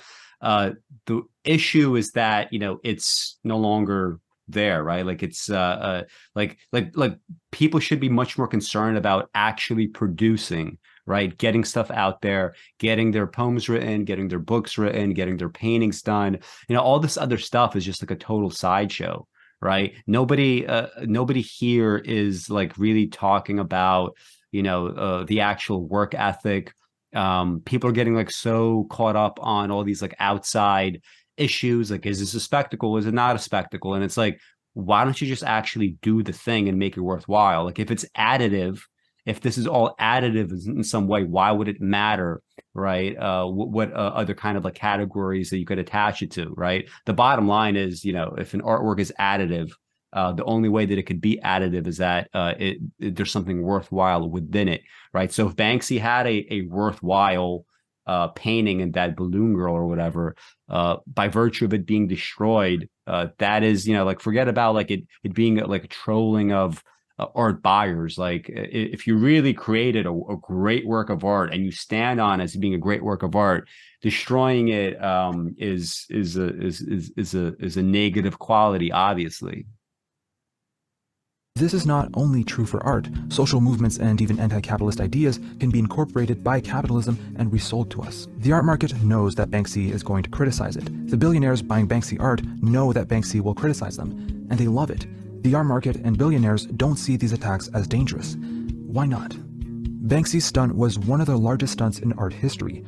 We have one of the most successful artists in the world completely and publicly rejecting the main institution of the art world, the art market. It's a huge deal, with little to no impact. The reason why Banksy's criticism is not only ineffective but beneficial to the art market is because it's all a spectacle. Events, experiences, and art are commodified and sold to us. They become a spectacle, a show comparable to a Netflix movie. Our relation to these events can often feel detached, mostly because they are sold to us almost as fiction. The mediation between us and the world through images creates this alienating disconnection. Kurt Cobain killed himself. This, relayed through mass media, is sold to us. It's used to grab our attention. It becomes a spectacle. This degradation of the real in favor of the spectacle is what makes everything feel like a show, like it's all fake. When seeing Banksy's Girl with Balloon being shredded as it's being bought for several hundreds of thousands of dollars, we see it like we would see a harmless performance in a circus. It's being sold to us as such. The critique becomes a spectacle, and the spectacle, not the critique, becomes the content. No matter what Banksy does, it will be commodified.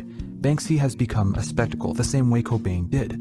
No matter what they do, whatever they say, that will contribute to their value as commodities. Cobain knew that he was just another piece of spectacle, that nothing runs better on MTV than a protest against MTV. Banksy is just another piece of spectacle. Nothing runs better in the art world than a protest against the art world. Everything Banksy does will become an element of the spectacle and, therefore, a commodity to be advertised and sold. The painting being shredded is part of the spectacle. Banksy's anonymous identity is part of the spectacle. Graffiti is part of the spectacle. When Banksy and only Banksy does illegal graffiti, it's acceptable, it's funny, it's part of the show. Cobain and Banksy were turned into spectacles to a point where their protests or their rage became meaningless. Their acts were just spectacles, entertainment bits that are packaged and sold to us just like any other commodity is. This commodification of these performances, these experiences, and these artists make me worry. Kurt Cobain was so well integrated to MTV culture that even when he criticized MTV, he participated in that culture.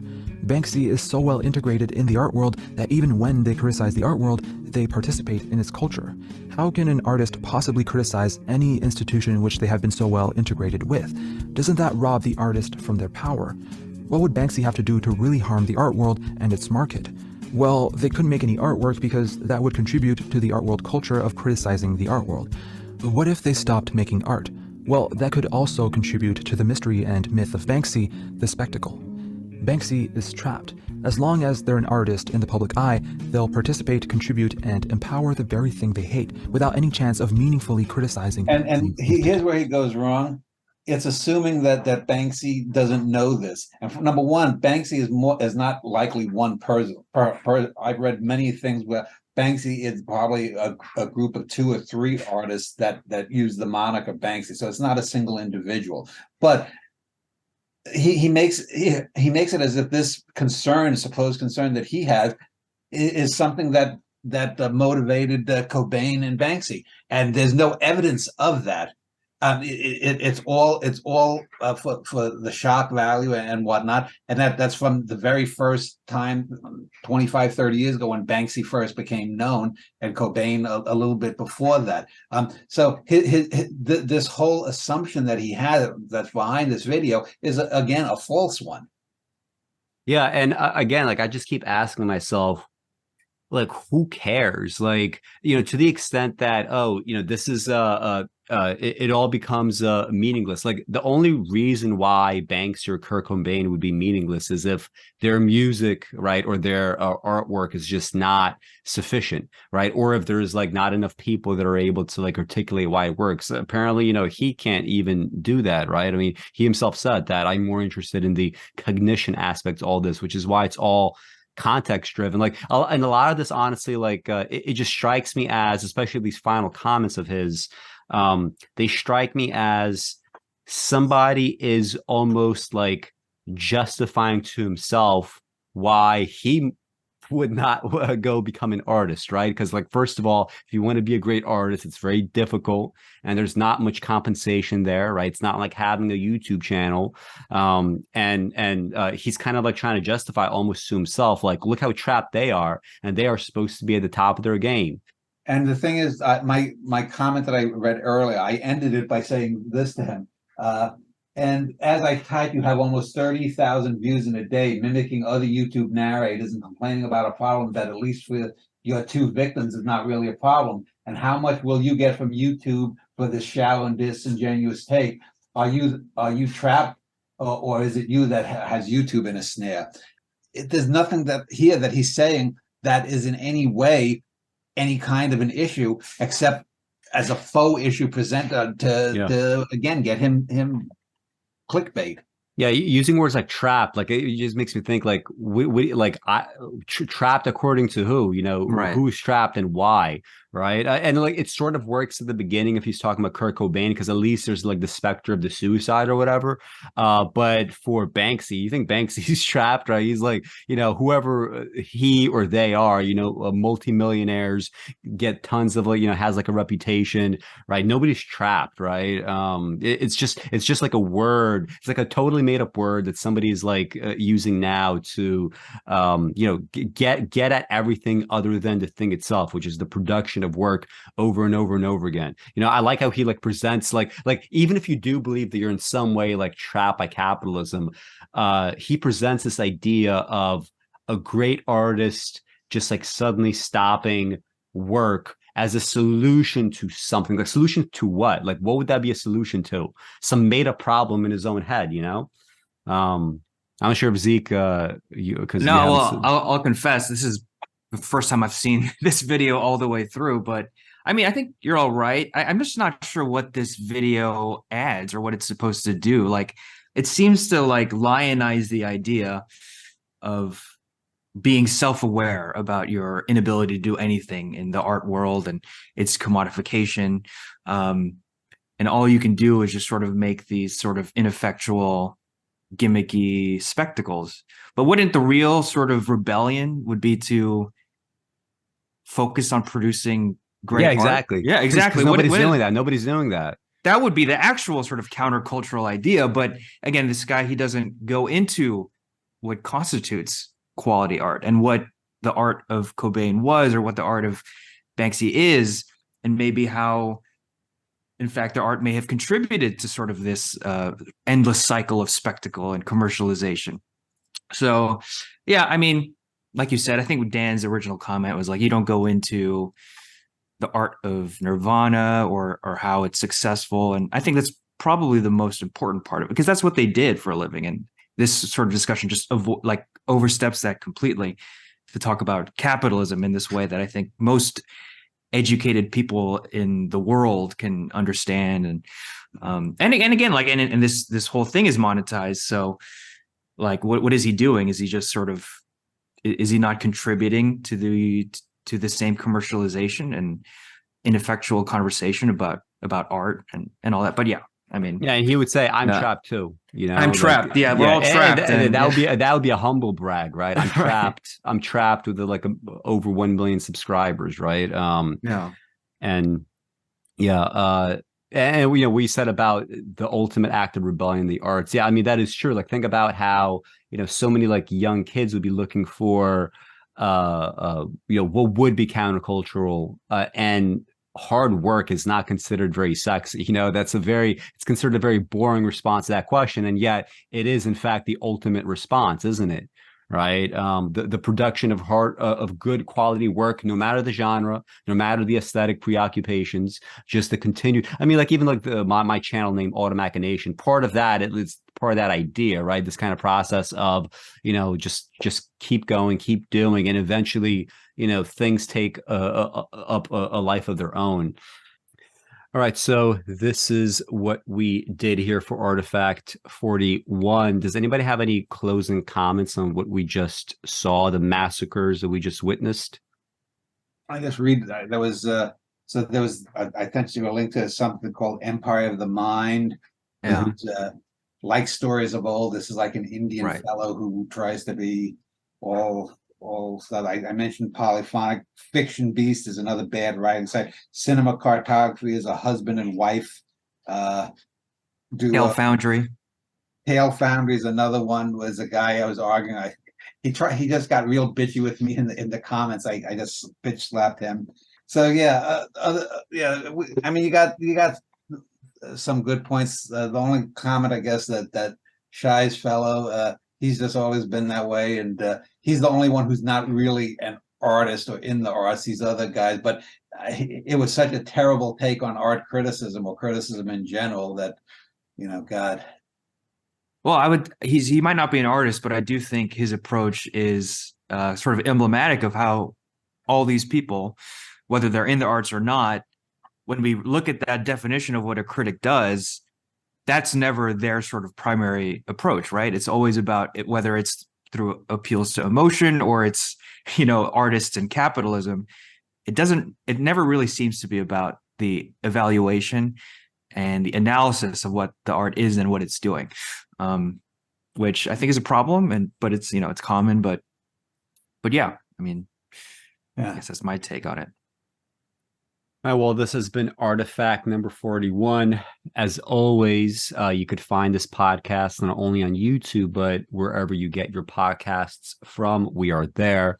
So thank you guys for watching. And I'll actually be coming back soon. Next week, actually, I'll be recording a show with Benjamin Studebaker, who is a political commentator. He's actually one of the few political commentators that I respect and actually read regularly. And he's younger than me. He already has a PhD. He has very nice insights into various things. Dan just put something over his camera. Maybe he's doing something that we shouldn't see. No, I was moving out of the way. I was looking at my you should have pretended that you were doing something. You should have pretended like you were doing something naughty. But anyway, guys, all right. So thank you guys for watching, and we'll see you again soon.